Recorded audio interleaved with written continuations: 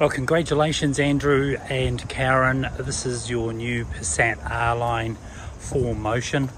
It's a wonderful car. I'm really pleased that you guys have decided to purchase this car. Not only is it one of the most sought after station wagons in the range by Volkswagen, but this comes fully loaded, 4Motion, and as I said to you before, a number of things have been done on this car, including the brakes and all the tyres. Tyres have been replaced as requested, and of course, you know, like I say, it's one of those typical one of a kind cars that doesn't seem to date. It's a really good looking piece. Now it's going to come with 2 keys.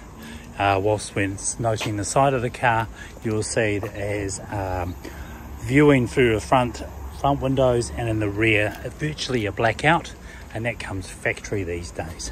All right, let's get into the car. So opening and closing it from the key, of course, and as soon as I do that, the mirrors fold up, so that's quite a cool thing to have. Unlocking it also indicates that mirrors will come down. I can access the car through the front door, and you'll see straight away we've got electric seats on the right hand side. I'm going to set your lights to auto, and then if you look over to the right hand side in the door, we've got heated mirrors, we've got fold away mirrors, and then of course left and right, so you can make some alterations.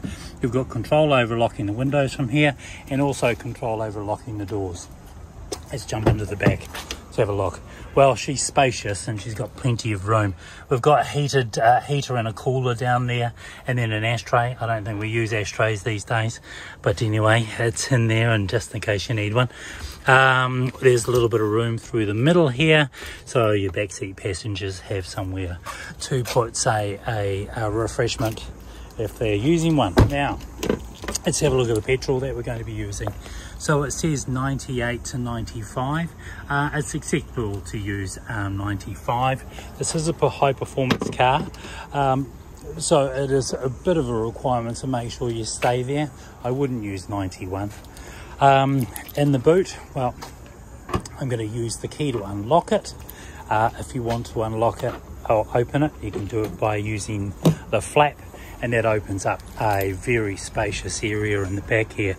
To note, there's another wheel in there. Remember we talked about that tyre. That front right tyre has been replaced and now put onto that rim.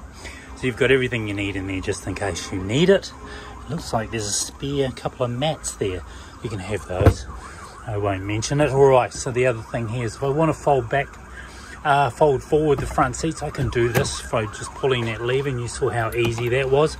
That might be because you're going to carry something or something quite large.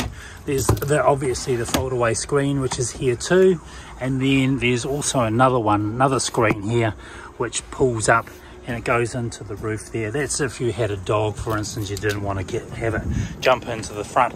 There's a 12 volt charging point here. Let's say you might be carrying, say a mini fridge or something like that. Now, as we go around to the passenger side, again, plenty of room. Now, for me to flick that back is relatively simple, and all I do is just push that button and lock it into place. Nice and easy. They're very well appointed, these cars, and as I say, very special when they came out, and it's still special to me today. As I say, it's one of the most popular station wagons that you can get, because it was underrated, and now all of a sudden it's got everything that you need in today's lifestyle. Inside the manual there, you'll find that inside there, we went through that earlier on, so you'll be aware of how that operates and what information you require out of that.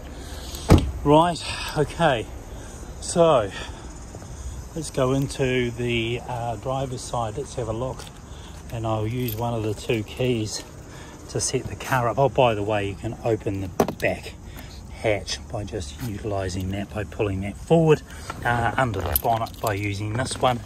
Now with the R Line range, all of the foot pedals are all sort of that stainless steel rubber combo. Whilst we're looking at that, there's also some storage in there which you might use for things like change or spare keys. Some people will neglect to see those. I had a car for almost 3 years and I didn't know I had storage down there. I never seemed to look. Right, Another little feature here is this little armrest. Not only does it have a USB charger in there, but I can alter it, I can move it, I can lift it up. If you hear it click, it's setting me into a position where I can lean against that if I need to when I'm driving along. Of course, you've got to have something to hold your drinks or your refreshments, so there you go, we've got that one. Now I'll get into the car. I use this to start the car, and now of course it brings up everything that's going on. Now it's noted that my door's open, so we'll close that, and then we've got a driver setup. Now you'll be able to change that yourself once you get the keys, and then you go through there. On the driver's side there was 3 buttons. That's for a setup for your car, or changing the seats, or even using the massager. And now there is a massager in here, and you'll feel that. So just down on the right hand side there is a little massage feature. If you push that in and push that out whilst you're driving, you get a little bit of a rub while you're on your way.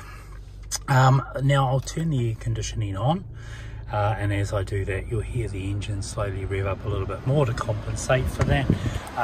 So I'm asking it to do a couple of things. I'll turn it down off auto for now so you can hear me talk. Let's get into this first. So I've set it on auto hold.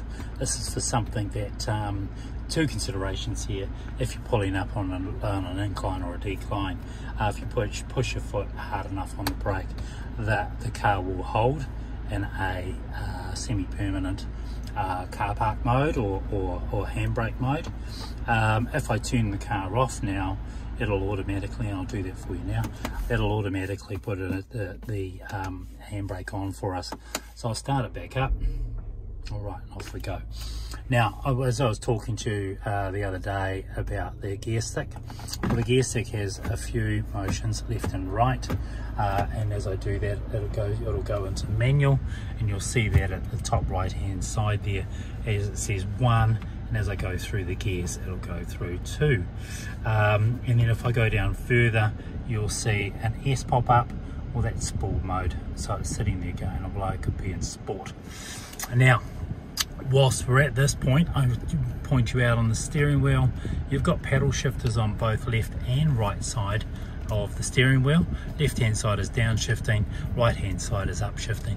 You might do that if, say, you might be passing, or just needed to engine brake sooner. I'm an engine brake type guy, so I'll utilize those whenever I can, and on all occasions. Right hand side, obviously, we've got our windscreen wipers and our sprayers, so they seem to be working wonderfully. And then on the left hand side, we've not only got our lights, but we've also got our setup for the distance control or lane assist, side assist, rear assist, and front assist. This is setting you up when you're in cruise control, and your cruise control is just here.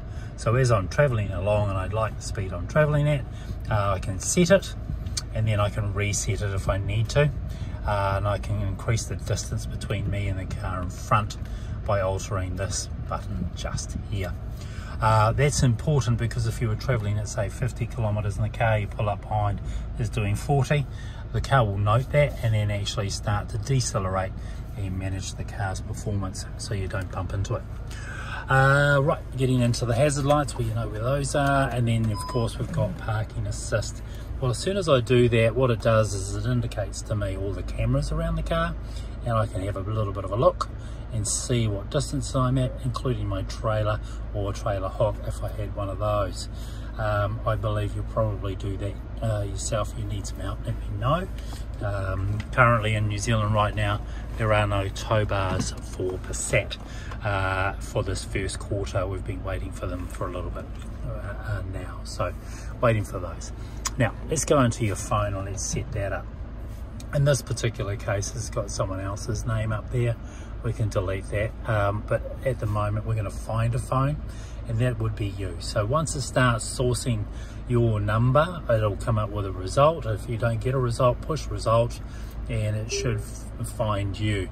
And in this case here, it's going right. Help? No, it'll go through and look for the right person.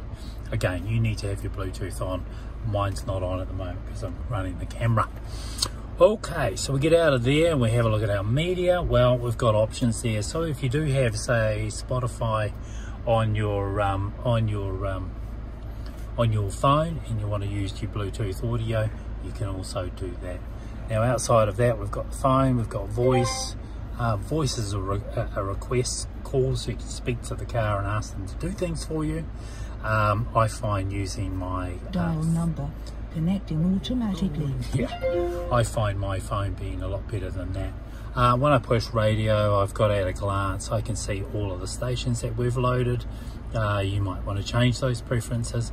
Relatively simple. Some have logos, some don't. Navigation. Well, the car comes with navigation, so you've got navigation in there, so you might pick up on some destinations, you might pick up a new destination. There's some old ones in here, you can change those if you like. So that's good to know. Traffic warnings, there is no traffic warnings on it currently. It's sort of all based around possibly using your phone. So and outside of that, then you've got your car and your setup and your changes, so you can go through car setup and say, for instance, lights, checking all your lights, they're all set up in factory settings, instrument clusters, servicing, it brings up all that information. And then menu, so this is sort of stuff at a glance, and you can just go through, say for instance, media, let's go back through to there again, let's go sound. Sound, I might want to change the fader and move it around and put all the music on that side, or I might not. If I wanted to change, say, the bass and the trebles, I can also change things around inside here by pushing plus or minus. Alright, I think you're probably very au fait with heating settings and that sort of thing. So it's got a sync option, and if I put it into sync, that means whatever I do on the right hand side is going to happen on the left hand side. Unsync it, it's unsynced. You've got heated seats, so it's hot, really hot, less hot, and down to no hot. Really simple to operate. Alright, I think that's really about it. If you've got any other questions, please let me know. But it's been a pleasure working with you guys. I'm about to travel out to meet with Karen now and drop off the vehicle, so I look forward to working with you again. And congratulations, Herby Golf Club. This is the first car that actually gets a bonus, so looking forward to doing some more work with you guys, and looking forward to coming out and playing a game of golf sometime soon. Thanks very much, talk to you soon. Congratulations.